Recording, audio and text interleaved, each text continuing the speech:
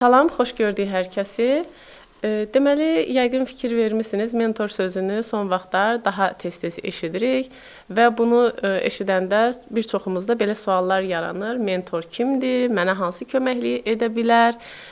Məndə hansı dəyişikliyi yarada bilər? Mən necə dəyişə bilərəm bundan sonra? Və bu tipli insanların içərisində suallar yaranır. Mənə mentor lazımdırmı? Yəni bu kimi suallar yeni sahə olduğu üçün bizdə yaranan suallar da çoxdur. Elə bu suallar ətrafında da biz idarəetmə üzrə konsultant, təlimçi və mentor Elşən Bədirxanovu dəvət etmişik. Valyuta az üçün qeyd etdiyimiz suallar ətrafında söhbətləşəcəyik. Xoş gördük Elşən müəllim sizi. Salam Aygün xanım. Elşən müəllim, elə ilk olaraq danışa biləcəyimiz sual yəqin mentorun kim olmağı ilə bağlıdır. Çünki bu sahədə, ümumiyyətlə ölkədə yeni bir sahələr gəldikcə, nə qədər məlumatlı adam olsa da, məlumatsız şəxslər də çox olur ki, düşünür ki, məsələn, mentor kimdir, mənə hansı köməklik eləyə bilər? Ona görə biz birinci mentorun kimliyi ilə başlayaq. Mentor kimdir ümumiyyətlə? Məntiqli sualdır əslində. Mentor sözünün etimologiyasından başlayaq.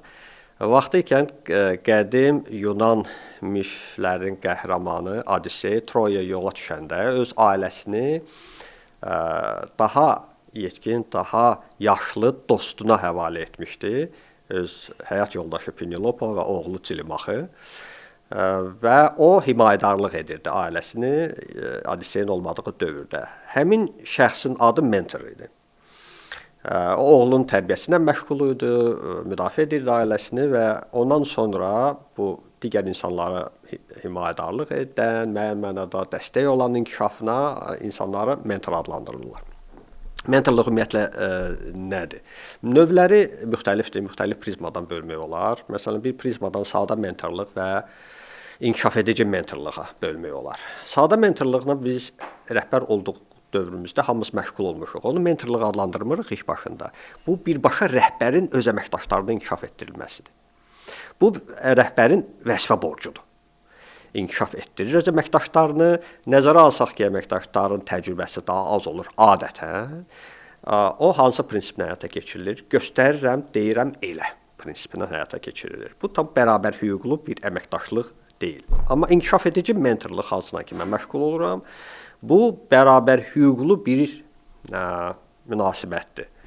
Mentor düzgün çağırışlar və dəstək optimal balansını taparaq, yəni həm insanları çıxış yolunu göstərməyə sövq eləyir, motivasiya edir, həm də yeni üfüqlərin açılmasına kömək edir. Onları yeni inkişaf mərhələsinə sövq etməyə çalışır və çıxış yollarını tapmağa köməklik göstərir. Əsas növləri individual mentorluqdur və mən dediyim bu iki növ individual mentorluğa aiddir. Amma ondan başqa bəzi digər növləri də mövcuddur. Məsələn, qrup mentorluğu. Nədən ibarətdir? Hərəsi öz müstəqil öz problemlərilə mentora yaxınlaşırlar. Bir qrup təşkil olunur və öz səsləndirirlər öz çıxış yolu tapmaq məsələlərində. Və müəyyən alqoritmlər əsasında bir mövzu seçilir, hansı ki daha çox insanın diqqətini cəlb edir, maraqlı gəlir və mentorun fasilitatorluğu əsasında o çıxış yolunun birgə qrup şəklində o çıxış yolu tapmağa çalışırlar. Digər mentorluq növü komanda mentorluğudur. Yəni bir şirkətdə çalışan bir komandanın ümumi problemi olur və onlar çıxış yolu tapa bilmirlər və ya ki məqbul olmur hamısına, onda mentorluq dəvət edirlər. O komanda daxilində həm mentor çıxış yolunun tapılmasına həmin komandaya dəstək olur. Başqa maraqlı növlər də var. Məsəl üçün eyni vəzifəli, eyni səviyyəli insanların bir-birinə mentorluq etməsi. Adətən biz öyrəşmiş mentor daha təcrübəli insan olur. Həmin sahənin peşkarı olmalıdır. Burada isə hərəsi öz sahəsinin üzrə peşkarı ola bilər. Birində bu keyfiyyət, qabiliyyət var, o birisində digər daha güclüdür. Bir-birinə hərəsi güclü olduğu sahələr üzrə mentorluq edirlər. Bir də maraqlı, əslində çox tez-tez baş vermir, amma çox maraqlı bir növü də əks mentorluqdur. Burada daha az təcrübəsi olan insan daha yuxarı, daha müdrik insana mentorluq edir. Adama qəribə gələ bilir, amma orada da fərqli sahələrdir. Məsələn, təzə universiteti bitirmiş bir tələbə gənclərin ehtiyacları barədə daha yaşlı, təcrübəli insana mentorluq edə bilər. O axı gənclərin nə hiss etdiyini, ehtiyaclarını daha yaxşı bilir. Ümumilikdə mentor bu sonuncu məqamı nəzərə almasaq, öz sahəsi üzrə peşəkar insan olmalıdır ki, digəri həmin sahə üzrə inkişaf etməsinə köməklik edir. Tarixən mentorluq nümunələri çox olub. Platon Aristotelin mentoru olub. Bəli. Aristotel Makedoniyalı İskəndərin mentoru olub. Məhz inkişaf, həyat bilgilər və s. üzrə, hərbi sahə üzrə onun mentoru atası Filip, ikinci Filip olub.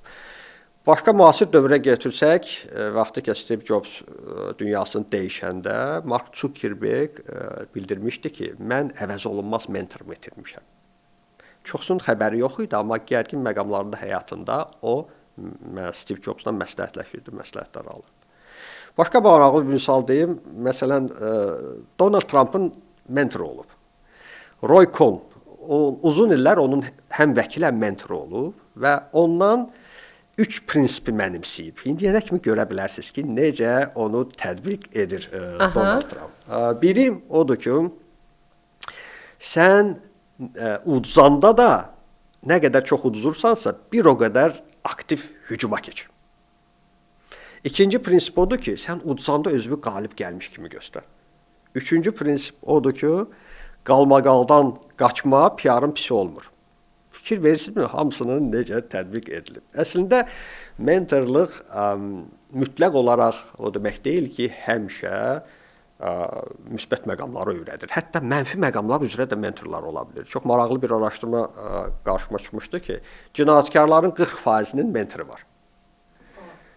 Bəli, onlar biz mentor deyəndə mütləq müsbət bir məqam kimi nəzərdə tuturuq, amma əslində insana həyat yolu istiqaməti göstərən, çıxış yolu tapılmağı göstərən istənilən şəxs mentor adlandırmaq olar. Bəs Elşən müəllim, siz niyə mentorluq yönünə də keçdiniz? Çünki belə təlimlər verirsiniz, konsultasiyalar verirsiniz, media vasitəsilə fikirlərinizi bölüşürsünüz. Yəni belə deyək də, bu istiqamətlərdə faydalı olursunuz davamlı.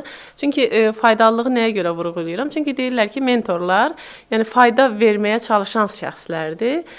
Niyə mentorluğa da keçdiniz? Mənim üçün çox belə həssas məqamdır, deyəcəm niyə görə. Çünki ən sonuncu başladığım fəaliyyət növüdür. Bəli. Son beşiyimdir. Necə gəldim buna? Əslində uzun müddət müxtəlif şirkətlərdə üst rəhbərlik təcrübəsi olduğum üçün, təcrübəyə sahib olduğum üçün, həm də təlimçilik fəaliyyəti, konsultasiya fəaliyyətinə məşğul olduğum üçün, üstəlik çox mütaliə etdiyim üçün, bu aktiv bölüşdüyüm üçün bu sahədə biliklərlə bölüşmək, insanları öyrətmək üçün kifayət qədər bölüşməli məqamlar var. Sizinlə razıyam. Amma bu dövrdə mənə bir çox müraciətlər olurdu mentorluq barədə. Onları müxtəlif əsaslarla ertələyirdim. Niyə görə? Çünki necə həyata keçirdiyimi, mentorluq prosesini kör-koranə etmək istəmirdim. Bunu sistemli şəkildə həyata keçirmək istirdim və hələ düşünürdüm ki, necə edim bunu. Boşluğu arada qaldırmaq üçün başladım son dövrlərdə kitablar və s. podkastlar dinləməyə, məqalələri oxumağa və kitabların birində diqqətimi cəlb edən bir məşhur mentor. Onun proqramını tapdım onlayn və onun proqramına qoşuldum və proqram bitirəndən sonra artıq özümü daha arxayın hiss edirəm və bu ildən əvvəlindən yanvardan artıq başladım mentorluq proqramına.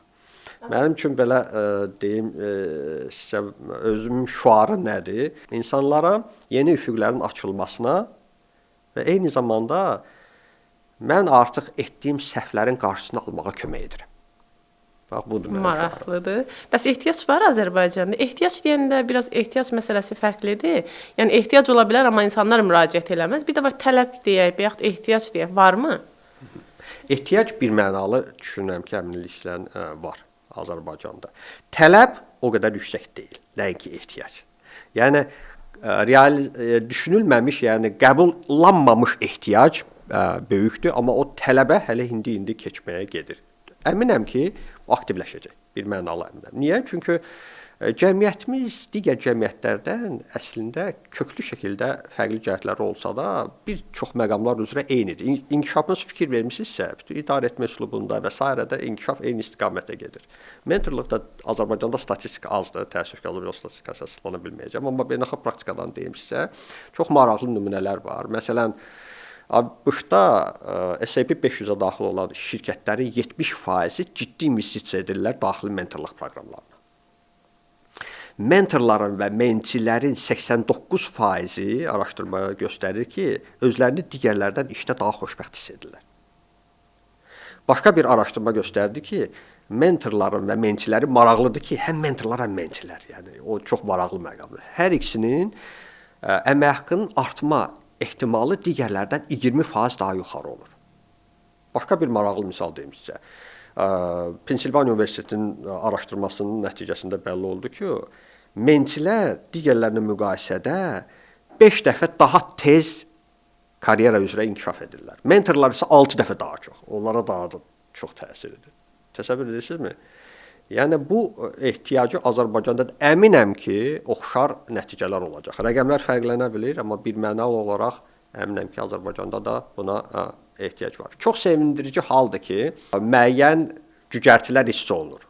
Amma köklü bir dəyişikliklərə ehtiyac var, düşünürəm və yavaş-yavaş da bu baş verəcək təkamül yolundan. Heç bir şirkətdə görməmişəm ki, sistemli şəkildə mentorluq olsun. Azərbaycanda. Yəni, Azərbaycanda.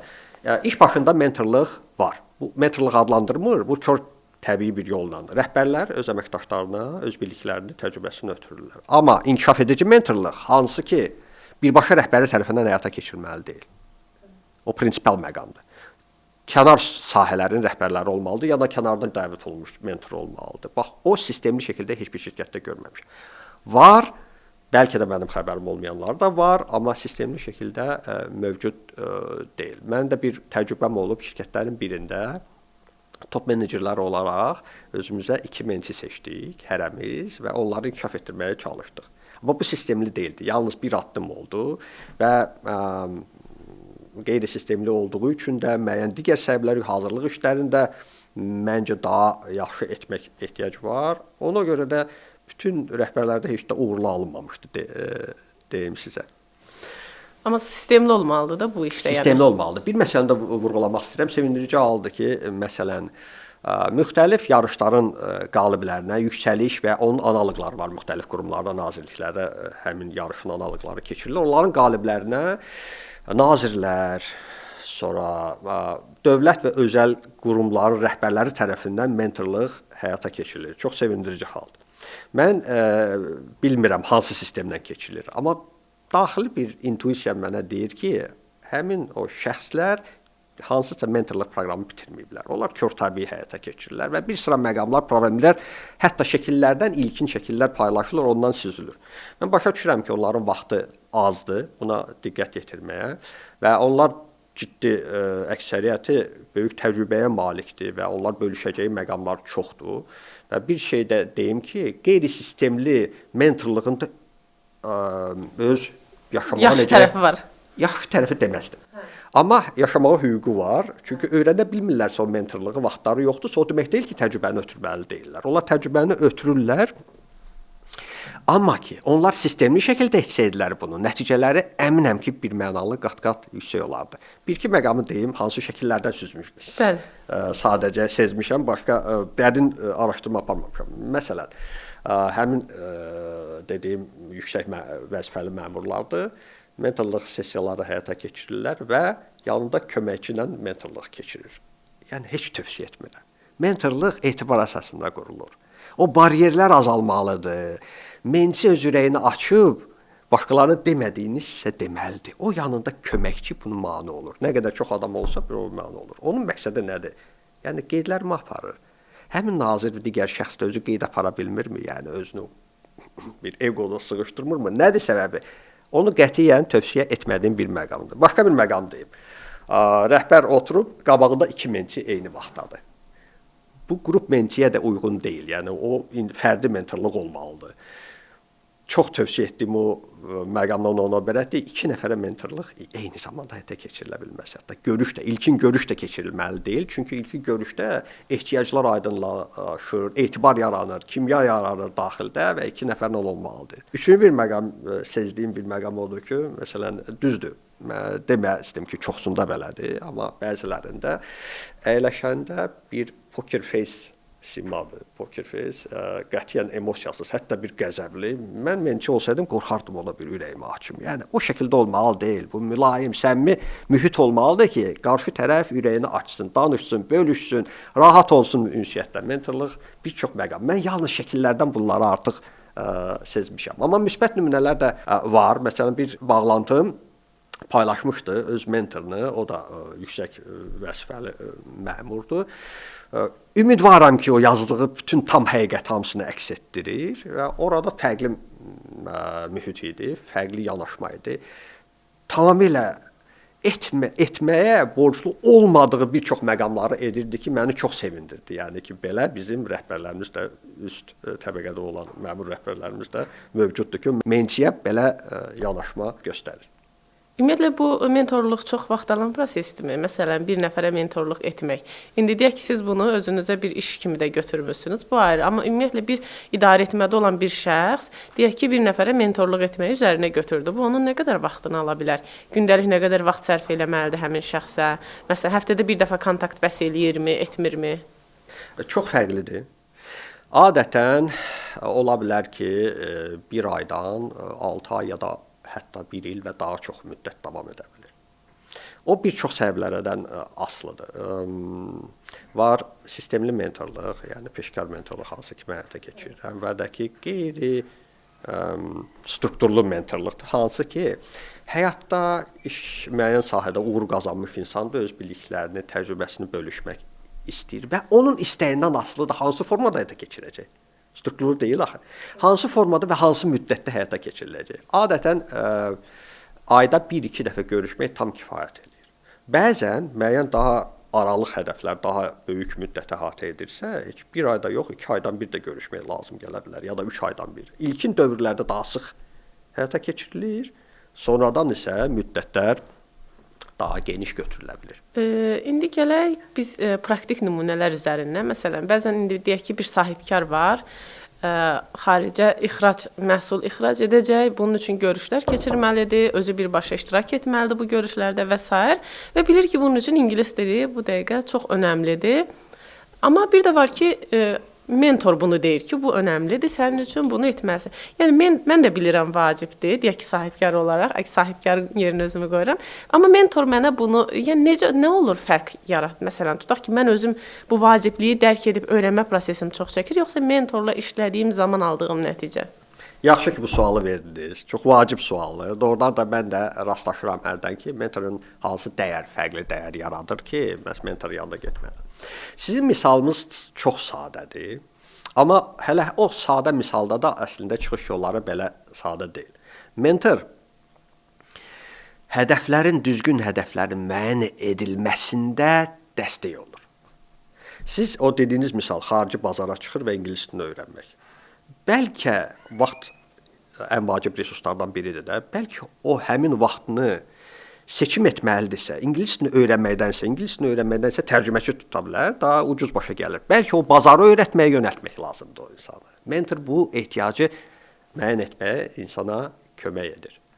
Mentor qəti özü cavabları heç vaxt demir. Bax, vacib bir məsələdir ki, cavabları desin və təkid eləsin ki, siz bu sahədə məşğul olmalısınız. Mentor insanları yaxşı mənada beynini qıdıqlayır, suallarla onun ehtiyacını müəyyən edir, düzgün ehtiyaclarını müəyyən etməyə kömək edir. Ondan sonra çıxış yolu tapmağa onu qıcıqlandırır, yaxşı mənada və ondan sonra öz təcrübəsindən danışır və təklif edir ki, seçim etsin. Seçimi mentçi özü edir. Başqa bir məqam deyim. Mentor insanları həvəsləndirir, ruhlandırır və özünə əminlik yaradır. Təbii ki, bu sahədə uğur qazanmış insan, təcrübəli insanla bu yolu getmək, məsəl üçün, xarici bazara çıxmaq, əgər ilk dəfə gedirsə, bu sahədə uğurla həyata keçirilmiş, bu yolu keçmiş insanla getmək daha rahat olur. Bu çox vacib bir məqamdır. Bununla da bitmir. Mən hələ yalnız bəzilərini deyirəm. Başqa bir məqamı deyim. Məsələn, hamımız bir insanıq da. Düzdürmü? Hətta özümüz üçün plan müəyyən edəndə, addımlar atanda ertələməyə meyilliyik. Bəzilərimizdə bu lap ifrat dərəcədə, bəzilərində daha az, amma hamımızda bu az-çox var. Mən öz mentorlərimdə də bunu hiss edirəm. Ona görə də mentor təklif edir ki, siz tək hədəfləri müəyyən etdiniz, o çıxış yollarını tapdınız, o istiqamətdə hətta razı qaldığınız hədəflərə uğurla getdiyiniz halda da mentoru siz o yolunuzu təqib etmək üçün də cəlb edin. Vaxtaşırı ayda bir dəfəmi, 2 ayda bir dəfəmi, hansı müddəti uyğun görülürsə, o birgə nəticələri, ilkin nəticələri, aralıq nəticələri, son yox, aralıq nəticələri müzakirə edin. Əgər biz biləndə ki, bizim nəticələrimizi biz mentorla müzakirə edəcəyik, həmin o planların icrasına daha məsuliyyətlə yanaşacaq. Düzdürmü? Bəli. Mentorun burada da faydası var. Əksində faydaları başqa faydalardan artıq çoxdur, amma məncə hiss elədiniz ki, mentorla və mentorsuz yolu getməkdə fərqlər nələr var? Bir də bu həvəs məsələsini dediniz. Mən ətrafda bəzən müşahidə eləyirəm. Bəzən çox insan onunla kimlə ki söhbət edir, belə deyək də, qeyri-rəsmi olaraq mentor olaraq kimisə özü üçün götürüb, onun ona həvəs verməyi bəzən onu yanılda da bilir. Necə? Məsələn, həvəslənir, başlayır, amma görür ki, əslində burada getməməliymiş. Ona görə məsələn mentorun o təcrübəsi məsələsini dediniz. Burada yəni çox önəmlidir ki, mentor həm də səhv yönəltməsin. Mentor uğurun qarantiyası deyil. Ümumiyyətlə heç bir öyrənmə, heç bir karyera üzrə inkişaf və s. uğurda təminat vermir. Amma mentorla yolu getmək ehtimalı artırır. Ehtimalı artırır. Səhv etmə ehtimalını azalır, uğur ehtimalı daha yüksək olur. Bu psixoloq kimi bir şeydir. Psixoloq deyir ki, məsələn, sənə seçimləri təqdim edir, amma demir get bunu et. Artıq sənə söhbət eləyir, sən özünə də açır ki, məsələn, sən indi bu psixoloji yöndən məsələlərdə seçimi özün eləyəsən. Deyil. Deyil? Psixoloq deyil. Nə coach deyil, nə konsultant deyil, nə psixoloq deyil. Arasında fərqlər nədir? Məsəl üçün, coach həmin sahənin üzrə peşkar olması vacib deyil. Amma mentor da vacibdir, konsultant da vacibdir. Coach daha çox suallar vasitəsilə onun mövcud potensialını üzə çıxarmağa çalışır. Mentor isə yeni istiqamətlər açır, yeni üfüqlər açmağa o da kömək edir və öz təcrübəsindən bölüşür və tövsiyələr, məsləhətlər verə bilir, təkid etməsə də. O psixoloq deyil. Psixoloq daha çox keçmişlə işləyir. Tamam mı? Psixoloq keçmişlə işləyir. Konsultant isə fərqi nədən ibarətdir? Hazır mövcud diaqnostik eləyir, öyrənir detallı. Mentorun elə öyrənmə imkanı yoxdur. Mentor yalnız mentinin verdiyi məlumat əsasında öz təkliflərini verir. Necə ki, müəyyən mənada həkimi bənzədir. Həkimə yaxınlaşanda əgər ürəyiniz ağrıyırsa, desəniz ki, mənim böyrəyim ağrıyır və simptomları da səhv desəniz, ona uyğun müalicə yazacaq. Amma fərq də ondan ibarətdir ki, həkimin diaqnostik aparmaq şansı var. O analizləri vermək, EHG və s.dən yoxlama həyata keçirmək, şəkillər çəkmək və s. imkanı var, amma mentorun bu imkanlar məhduddur. Amma konsultantın etmə imkanı var. O diaqnostik eləyir, onun borcudur və hazır çıxış yolları verir. Mentordan fərqi də bundan ibarətdir. O onu insanları ilhamlandırmaq, çıxış yolunun onlara sövq etmək və s. vəzifəsi yoxdur konsultantda. Amma mentorda bu vəzifə var. O zaman gəlin mentor seçimini necə edək? Tutaq ki, məsələn, biz özümüzə mentor seçək. Bir müəllim, bir həkim, bir idarəçi, bir deyək ki, sahibkar və yaxud fərqli sahələri götürək. Yəni onlar necə müəyyənləşdirməlidir ki, mənim üçün doğru mentor kimdir? Ümumiyyətlə bu seçim konkret 100% dəqiq aparılmalıdırmı? Yoxsa məsələn, mən sahəmdən kənar bir şəxsi də onun deyək ki, dəyərlərini, onun yanaşmalarını, onun təcrübəsinə inanıb özüm üçün mentor seçə bilərəm?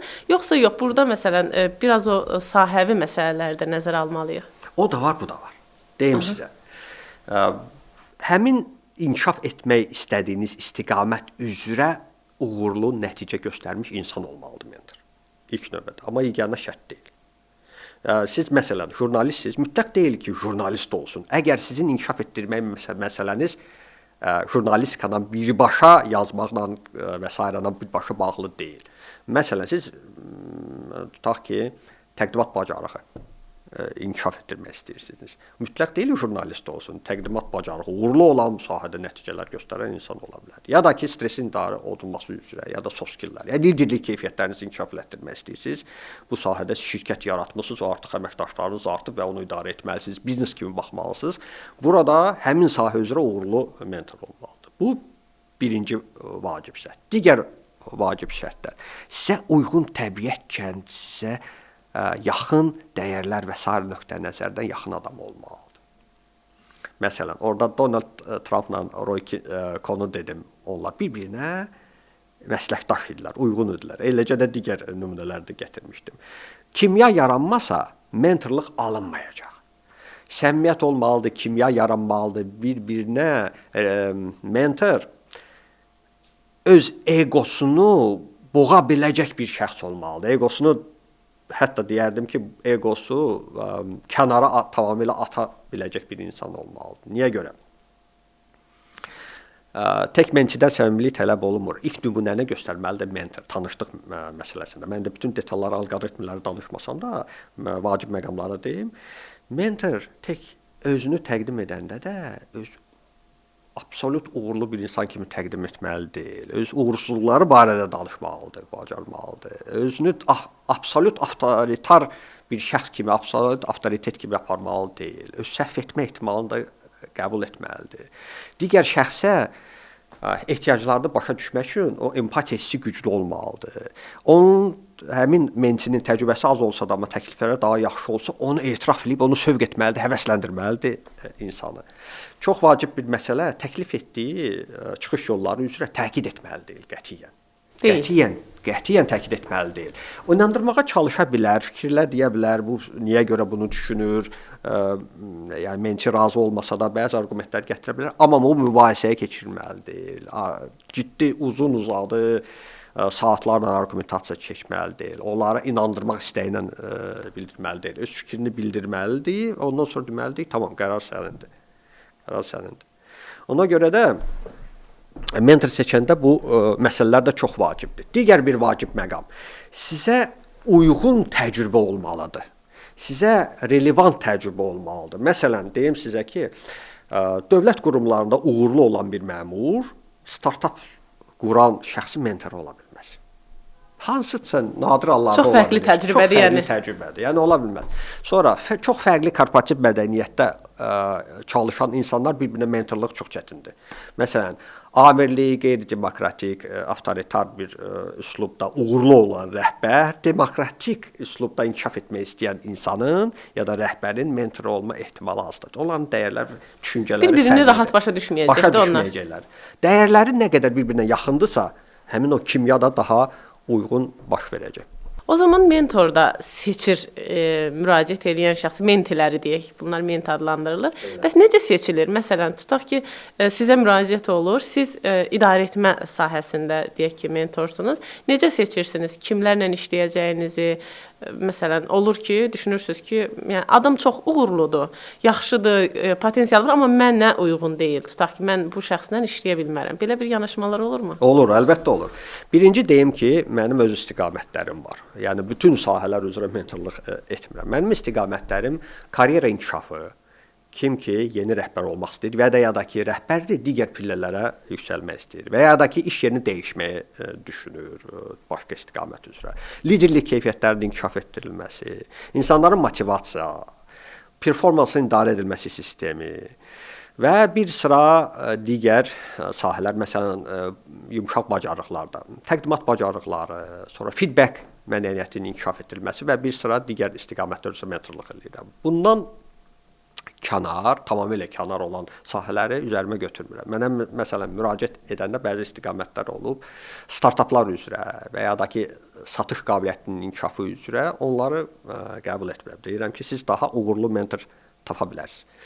Qəbul ediləndən sonra da menti ilə mentorluq ilkin görüş baş verir. Bu tanışlıq görüşüdür. Bir-birini özü haqqında danışırlar, ilkin olaraq ehtiyaclarını müəyyən edirlər və orada məhz bu görüşdə kimya yaranıb ya yaranmır bəlli olur.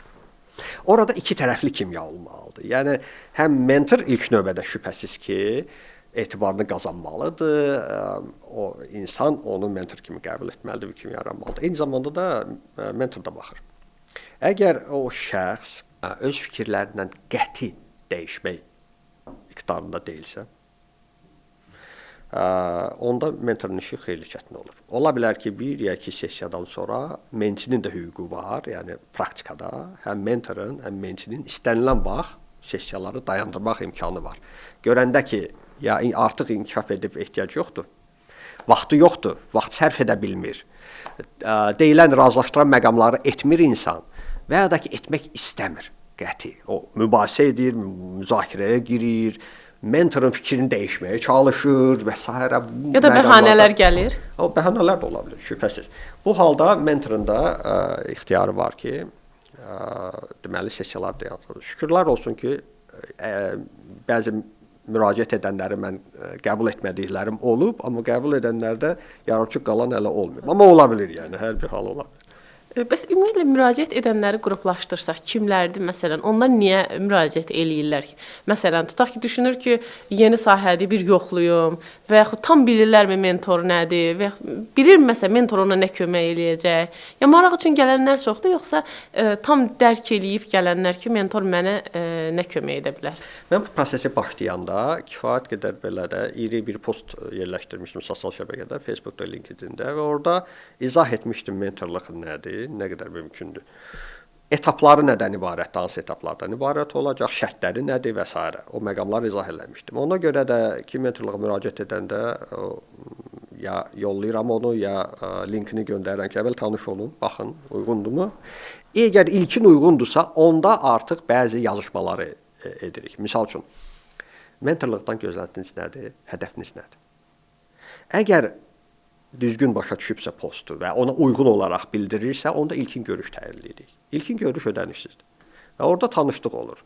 Bir-birini təqdim edirlər, baxırlar ki, o təcrübəsi, mentorun təcrübəsi relevantdırmı, uyğundurmu, kimya yaranırmı, əks tərəfdən də o ehtiyaclar mənə uyğundurmu, dəstək ola biləcəmi, fayda ola biləcəmi? Mentorluğun şərtləri daha detallı mentorlar tərəfindən mençiyə izah olunur. Əgər uyğunluq gəlsə, onda növbəti ilk artıq rəsmi sessiyaya başlanır. Əksəriyyətində deyim ki, tam başa düşmürlər. Və bu da təbiidir. Mən də əslində mentorluğu bir qədər fərqli başa düşürdüm. Bəzi məqamlar üzrə eyni cürə başa düşmürdüm. Yəni o proqramı bitirəndən sonra bəzi mənim üçün aydın olmayan məqamlar da aydın oldu. Bu təbiidir, yəni aydın olmaması təbiidir. Amma ən azından müəyyən bir məlumatlı olub cəhd eləməyin özü də böyük bir şeydir ki, insan özü üçün nələrsə edir. Şübhəsiz, şübhəsiz. Daha çox biz bayaqları sual verdiniz, daha çox kimlər müraciət edir, deyim sizə. Daha çox özündə mövcud karyera durumundan razı olmayan, inkişaf etmək istəyən insanlar olur. Çox maraqlı кейslər olar. Eləsi var ki, məsəl üçün daha üst rəhbər olmaq istəyir və bunun üçün özünü inkişaf etdirməyə bir çıxış yolları düşünür. Öz ideyaları var, amma əmin deyil buna. Və bir kənardan məsləkdaş bir dəstəkçi insana ehtiyac olur. Biz həyatımızda da olur da, biz çətin vəziyyətə düşəndə dostumuza, yaxın ürəyimizi açan bilən bir insanla gəlib dərdləşirik, məsləhət alırıq və s. Bunun həm sakitləşmə məsələsi olur, daha arxayın özümüzü hissləmək bir funksiyası olur. Eyni zamanda da çıxış yolu göstərənlər də olur ki, bunu tövsiyə edirsiniz. İnsanın elə belə baxırsan ki, ola bilər ki, kifayət qədər sadə bir məqamdır. Biz bildiyimiz məqamdır. Amma onu deməmiş bizim ağlımıza gəlmirdi. Çox vacib bir məsələdir ki, biz bildiyimizi tətbiq etmiriksə, o biliyin böyük faydası yoxdur. Çünki bəzən bizdə çox adam deyir, motivasiya kitablarını oxuyanda, onsuz oradakı hər şeyi bilirəm. Çox adam görürəm. Məsələn, təlim prosesində mən məqamları deyirəm, nə təzə bir şey öyrəndiniz? Deyirlər ki, bunu təzə bir şey öyrəndim. Amma bunu mən bilirdim. Deyirəm, bilirdiniz, çox gözəl, əladır. Tətbiq edirsinizmi? Deyir, yox. Tətbiq etmirsinizsə, o bilinin faydası demək olar yoxdur. Əgər sizə istənilən şəxs mentor olsun, valideyniniz olsun, övladınız olsun, ola bilər övlad da sövq edə bilirsiniz, rəhbəriniz olsun, kim olursa olsun. Əgər sizi o biliyinizi hərəkətə çevirməyə sövq edibsə, deməli onun böyük töhfəsidir, yəni. Onu qəbul etmək lazımdır. Hər bir insan eyni cürə davranmır. Özündə daxili gücü hamının eyni deyil ki, bunu etsin. Ümumiyyətlə bir nəfər necə müəyyənləşdirməlidir ki, onun mentora bu dəqiqə ehtiyacı var? Nəyə görə? Dediniz ki, gələnlər öz karyera durumundan narazı olanlar və nələrsə etmək istəyənlərdir. İçimizdə bu hiss varsa, deməli bizim mentora ehtiyacımız varmı? Var yəni. Mən əminəm ki, bir mənalı əminəm ki, istənilən şəxsin mentora ehtiyacı var. Onlar bunu başa düşmür sadəcə. Ehtiyacı nə mənada? Onun tələbi daxildə yoxdur, amma olsa xeyli dərəcə daha uğurlu inkişaf edər. İstənilən şəxsi. Amma ki, həyatın elə dönəmləri olur ki, hər bir qərarın dəyəri çox yüksək olur. Məsələn, çox ağır bir qərar qarşısında durmusan, dilemma qarşısında olmusan, bir neçə dilemma qarşısında çıxış yolu tapmalısan, seçim etməlisən. Və ya da ki, karyeranda batalığa düşmüsən, artıq özündə güc tapa bilmirsən, necə inkişaf edim. Bu kritik dövrlərdə mentorun rolu xüsusi yüksəkdir. Amma çox vacibdir ki, gözləməyəsiniz, yəni ən son dövrə, ən son məqamı uzatmayasınız. Bir qədər proaktiv olmaq lazımdır. Onunla bağlı bir deyim, qabaqlayıcı addım atan həmişə digərlərinə, özünün dünənkindən xeyli qabaq olur və başqa şəxslərdən, potensial rəqiblərindən daha qabaq olur. Uğur təfəkkürünə sahib olan insan həmişə proaktiv olur, qabaqlayıcı addım atır. Mütləq deyil ki, sənin bıçaq boğazına dirənsin, ondan sonra hərəkət edəcəksən. Bunun üçün hansı keyfiyyətlər lazımdır? Başqa keyfiyyətlərlə yanaşı sağlam risk etməyə bacarmaq lazımdır. Ən yüksək investisiya, gəlir verən investisiya, bunu çox müəlliflər yazır, yəni tam razıyam. Özünə edilən investisiyadır. Ən çox geri dönüş edən investisiya özünə edilən investisiyadır. Bu o demək deyil ki, hər özünə investisiya etdiyi manatın hər birinin geri dönüşü olacaq. Yox. Ola bilər sən 5 dəfə eləyəsən, onun yalnız ikisində, üçündə geri dönüş olmasa, ikisində geri dönüş olsun. Amma elə geri dönüş olur ki, sən sıçrayış edirsən. Həyatı kəskin şəkildə dəyişmə, müsbətə doğru dəyişmə imkanın olur. Bax, bu sağlam risk etmək bacarığı deyirəm, mən ona uğur təfəkkürünə sahib olan insanlar deyirəm. Bax, onlar inkişaf edir. Onlar mentorluğa müraciət edirlər. Mütləq deyil ki, həmin o şəxs mentora müraciət edirsə, özü uğursuz insandır, mentora müraciət edir. Yox, mən sizə nümunələr gətirdim. Çox uğurlu insanlar. Zuckerberg'e nümunə gətirdim. Sonra Donald Trump'ı nümunə gətirdim. Platonu, Aristoteli, Makedoniyalı İskəndəri nümunə gətirdim və müasir dünyamızda həddən artıq çoxdur belə nümunələr. Uğurlu insanlar da mentora müraciət edir ki, daha uğurla inkişaf eləsinlər, daha rahat keçsinlər bu yolu. O deyir ki, uğurlu insanlardan mən tez-tez müsahibələr edirəm. Məsələn, onlar bəzən deyir ki, fürsətə hazır olmaq məsələsi önəmlidir. Məsələn, bugün sənə bir təklif gələ bilər, amma sən ona hazır deyilsən. Amma hazır olsaydın, o sənin həyatında böyük bir fərq yarada bilərdi. Yəni, mentor belə deyək də, bizi o fürsətlərə hazırlayan bir şəxsdir. O cümlədən fürsətlərə hazırlayan bir şəxs. Bayaqlara mentorun keyfiyyətləri barədə dedim. Bütün uğurlu insanlar mentor ola bilərmi? Yox. Bax, o da vacibdir. Həmin sahə üzrə uğur qazanmaq şərtlərdən biridir. Dediyim kimi, əgər hətta təcrübəsi relevantdırsa, kimya hətta müəyyən mənada yaranma ehtimalı varsa, o insan mentor olmaq istəməlidir. Hər bir uğurlu insan mentor olmaq istəmir. Müxtəlif səbəblərə görə. O, mentorluğu bacarmalıdır. Keyfiyyətlər insanları sevməlidir. İnsanları sevməyən, bilikləri bölüşməkdə bir sevinç tapmayan insan mentorluq ola bilməz. Yəni. Uğurlu mentor ola bilməz. Xəsis olan bilikləri ötürməkdə. Egosu yüksək olan insan, səhvlərini etiraf etməyən insan, özünü yalnız müsbət tərəfdən göstərməyə çalışan insan uğurlu mentor ola bilməz. Yəni, o hələ insanlarla çətin kimya yaransın. Hansısa bir hallarda mentorluq elementləri ola bilər fəaliyyətində, amma daimi olaraq uğurlu mentor kimi fəaliyyət göstərə bilmək. Siz səhvlərinizi də bölüşürsünüz mentorlarla? Bölüşürəm. Bütün uğursuzlarımı da bölüşürəm. Həm ümumiyyətlə özümü təqdim edən prosesdə də, həm də onlar danışılan кейslərdə də bu uğursuz məqamları bildirirəm. Amma çox vacib bir məqamdır ki, siz uğursuz məqamları qeyd edəndə həmin uğursuz məqamlardan nə götürdünüz, onu da bölüşürsünüz. Hər uğursuzluqlar bir dərsdir də. Nəyisə götürmək lazımdır. Bəzilərindən çox şey götürürük, bəziləri az götürürük, amma hamısından öyrənmə bir potensialı var. Bax, onları da bildirirəm.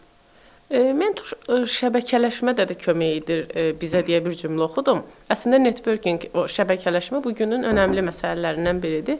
Bu necə kömək eləyir? Məsələn, nə cəhətdən köməklik edə bilər? Sadəcə yön göstərirmi, yoxsa bəzən kiminləsə kontaktına mı köməklik edir?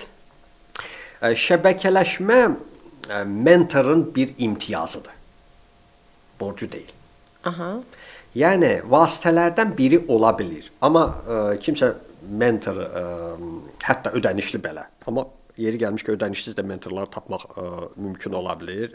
Kim öz təcrübəsindən bölüşmək istəyirsə, cəhd eləmək lazımdır. Həmin mentor müraciət edilibsə, mentor qəbul edibsə mentini, o demək deyil ki, onun borcudur, o şəbəkəsini paylaşsın, iştirak etsin. Burada çox məqam mentorun İstədiyi nədir? Niyə görə mentorluqla məşğul olur? Nə dərəcədə onun engagementi yüksəkdir? Can yandırması yüksəkdir. Üstəgəl də mentinin yanaşması necədir? Çox vacib məsələdir. İstənilən şəxs əgər qarşı tərəfdə görsə ki, menti dərdən qabıqdan çıxır, can yandırır, danışdırılan məqamları artırlamasını eləməyə çalışır, özü proaktivdir, mentor daha çox töhfə verməyə çalışacaq. Ola bilər ki, tək şəbəkələşmə yox, digər öz əlaqələrindən, öz əldə etdiyi, məsələn, resurslardan, kitablardan və s. paylaşa bilər. Hətta ola bilər ki, iş yeri kimi harasa tövsiyə də etsin mentor. Amma bunun borcu deyil, yəni. Bu əlavə bir imtiyazdır ki, mentor ya edə bilər, etməyə də bilər. Nəticədə gəlir mentorin özünün o nələr etməyinə dayanır ki, bu adam o müddətdə necə edir? Asılıdır. Mentorun keyfiyyətlərindən də asılıdır. Nə dərəcədə o xəsis deyil bölüşməyə, öz əlaqələrdən, biliklərdən və s. Amma xeyli dərəcədə də mentordan da asılıdır. Nə dərəcədə o prosesi içinə qatqısı, prosesə can yandırması daha yüksək olsa, bir o qədər mentor tərəfindən dəstəyi də daha yüksək ola bilər. Belə deyək də, yəni mentor biraz o dediniz ego və sair məsələlər. Biz adətən ailədə valideynlər uşaqlarına qarşı və çox əzizlərinə qarşı, yəni bir doğması qədər ona belə deyək də rahat bir münasibəti olmalıdır və rahat köməklik etməlidir. Nədənsə çəkinməməlidir, nədənsə kəsməməlidir. O bəzən deyirlər, müəllim nəsə bir elementi öyrətməməlidir və s. Yəni belə bir cəhətdən xəsislik eləməməlidir, çox rahat olmalıdır. Təbii, elədir. Elə bir şəxsdir ki, hansı ki etibar qazanır və çox vacib bir məsələdə etibar qazanmağın məxfiliyin qorunması məsələsidir. Praktikada qəbul olunmuş etik normalarda, mentorda hər iki tərəfdə məxfiliyin qorunmasıdır. Elə menti tərəfindən özün tərəfindəndir. Amma ilk növbədə təbii ki, mentorlardan. Ona görə də məsəl üçün heç bir mentorun adını nə açıqlamaram, nə o кейsi adlarını çəkməklə bildirmərəm. Hərçənd ki, bəzi keyslərə adlar, mühit və s. tam dəyişdirərək müəyyən keys kimi təlimlərimdə istifadə edə bilərəm, amma təbii ki, o məqamlar o insan ki, öz ürəyini açıb, o nüansları təbii ki, açıqlamaram. Mentorluq iki tərəfə də faydalı olmalıdır deyirlər. Məsələn, sizə nə kimi faydası olur? Deyək ki, məsələn, siz təcrübə cəhətdən o mentilərin hamısından daha təcrübəsi. Bəs onlar sizə nə fayda qatır? Məsələn, nə öyrənmisiniz ki, bəlkə nümunə üzərindən də verə bilərsiniz? Məsəl üçün, mənə qatqıları var da deyim. Birincisi, bazarın, həmin sahənin üzərində bir nəbzini hissiləmək üçün mənə bir yaxşı alətdir. Çox yaxşıdır.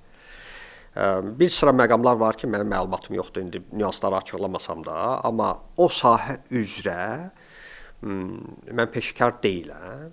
Həmin o sahə üzrə yeniliklər barədə məlumat alıram. Hətta o sahədə çalışdığım sahə üzrə də nümayəndələr var da, mentilər. O sahə üzrə nələr baş verib, qanunvericiliyinə yeni dəyişikliklər baş verib, hansı prosesləri idarə etmə üslubunda nə yeniliklər var və s. O məlumatın alınması mənim üçün çox ciddi bir informasiya mənbəyidir. Üstəlik, yeni insanlarla tanış oluram. O da çox vacib məsələdir. Yeni insanlar mənim özüm də şəbəkə nöqtə nəzərdən. Sabahsı gün hansısa bir məsləhətləşməyə lazım olsa, mən o insana mentiyə müraciət edə bilərəm ki, hansı sizin fikriniz nədir bu istiqamətdə. Üstəlik də bəzi məqamlar üzrə mentorluq prosesində artıq ilk görüşlərdə olmur, sonraki münasibət yaranandan sonra mən bəyən məsləhətlər alıram. Məsələn, o sahə üzrə ki, yaş fərqi ciddidir, onların maraqları, ehtiyacları nədir? Bax, bu ideya var, bu məhsul var. Sizcə o keçərli ola bilərmi? Nəyi dəyişməyə ehtiyac var? Onlar üzrə fikirlər alıram mentorlardan. O böyük ciddi bir töhfədir. Bəs maraqlıdır, sizin mentorunuz olubmu və yaxud bəlkə bu gün də var? O deyir mentorunuz. Mən elə yəqin ki, bəlkə də şanslı olmamışam. Sabit belə deyək, müəyyən uzun müddət, az-çox uzun müddət mənim müşahidə edən mentorum olsaydı çox xoşbəxt hiss edirdim özümü. Bir çox etdiyim o səhvləri və çətinlikləri baş verməzdi. Bu təəssüf ki, belə bir şansım olmayıb. O dövr tam fərqli dövrlər idi. Amma ayrı-ayrı dövrlərdə bəzi məqamlar üzrə fikir almaq, məsləhət almaq birmənalı olur. Bütün çalışdığım insanlarla, hətta öz əməkdaşlarımla, yəni biz eyni səviyyədə olan, amma daha çox mən praktikada hiss elədiyim odur ki, mənim üçün şəxsən deyirəm, rəhbərlər üst rəhbərlikdə və ya təşkillərdən hansısa məqamları götürmüşəm. Bax, tətbiq edirəm də. Sınayıram, bəzən alınmır, fikir mübadiləsi aparırıq, yenidən sınayıram, uğurlu alınan da var, alınmayanlar da var. Amma yanaşma, təfəkkürün inkişaf etdirilməsində ciddi töhfələr görürəm. İndiki gənclərin bu cəhətdən imkanları xeyli daha genişdir. Onda son olaraq məsləhət xarakterli bir cavab alım sizdən. Mentora müraciət etmək istəyən şəxslərə nəyə məsləhət görərdiniz? Məsələn, nəyə hazır olsunlar? Özləri əgər müraciət edəcəklərsə, o bayaq gözlənti və sair məsələlərini vurğuladınız. İstəyərdim bunu biraz detallı danışaq. Mən mentora müraciət edəcəmsə nələrə hazır olmalıyam? Bəlkə sahələr üzrə bölə bilərik. Məsələn, idarəçi nəyə hazır olmalıdır və yaxud bəlkə heç bölməməli, ümumi də danışa bilərik. Mürəkkəbləşdirməyə ehtiyac yox. Bəli, sadə danış. Sadəcə öz istiqamətinizi hansı sahədə inkişaf etmək istəyirsinizsə, nəyi dəyişmək istəyirsinizsə, o istiqaməti seçirsiniz. Sonradan sosial şəbəkələrdən, kitablardan, televiziyadan, tanışlardan, bilişlərdən məsləhət alaraq görürsünüz ki, o sahədə uğurlu insanlar kimlərdir, ona baxırsınız. Ondan sonra baxırsınız ki, ilkin rəy alırsınız ki, ondan kimya yaranmaq ehtimalı varmı? Onun təcrübəsi sizə relevantdırmı? Sizin mühitə uyğundurmu? Sistemizə uyğundurmu? Yoxsa tam yerinə göy qədər fərq var? Əgər elə varsa, müraciət edirsiniz. Mənçidən ən vacib gözlənti ondan ibarətdir ki, öz sümükləşmiş olmalı deyil beyni. Yeni fikrə açıq olmalıdır. Mütləq deyil ki, qəbul etməlidir. Mentor nə dedirsə, dərhal qəbul edib tətbiq etməlidir. Amma yeni fikrə açıq olmalıdır və öz əvvəlki fikirləri dəyişmək şansı olmalıdır. O dinləməsi tək mentor tərəfindən aktiv dinləmək yox. O mentor tərəfindən də bu aktiv dinləmə olmalıdır. Əgər o fikirləri dəyişmə iqtidarındadırsa və mən dediyim şərtlər riayət olunursa, artıq müraciət edilməlidir. Və mentorun ilk görüşündə artıq mentorluq nədən ibarətdir? Hansı etaplardan ibarətdir? Bu müəyyən edilir. Tanış olurlar, kimya yaranıb-yaranması da bəlli olur və ondan sonra mentor qərar verir ki, mentorda qərar verirlər ki, davam etsinlər, yoxsa davam etməsinlər. Çox sağ olun Elşən müəllim. Bununla bağlı, düzdür, mən oxumuşdum bu mentorluqla bağlı müəyyən şeylər, amma məsələn, müəyyən şeylər çoxu mənim üçün yeni idi. Və çox sağ olun bu təcrübənizi bizimlə bölüşdüyünüz üçün. İnşallah biz düşünürəm ki, bu belə deyək də məlumatlar çox şəxs üçün faydalı olacaq. Düzdür, yəqin ki, insanlar içərisində sual olanlar yenə olur, amma burada məncə çox suallarına cavab tapa biləcəklər. Çünki qeyd elədiniz, məsələn, hətta təcrübəsiz adamdan belə, təcrübəsiz mentor, məsələn, o mənim üçün çox maraqlı gəldi. Bəzən həqiqətən də bizə olur ki, praktikaya gələn şəxslər olur. Baxıram ki, məsələn, bu adamın özündə belə, özünün də bilmədən çox yaxşı yanaşmaları var. Sadəcə bunu tətbiq etməlidir və yaxud bəlkə o özünün digər tərəflərini kəşf etməlidir. Bundan sonra insanın həyatı bəzən dəyişə bilir. Ola bilir.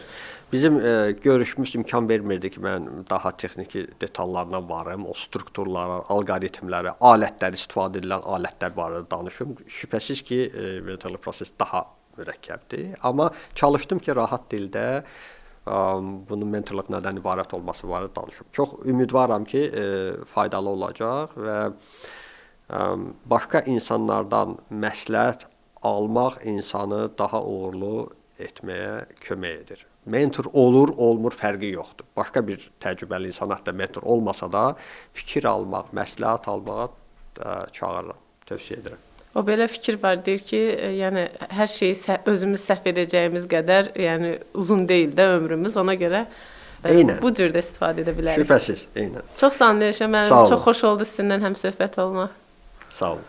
Sağ olun.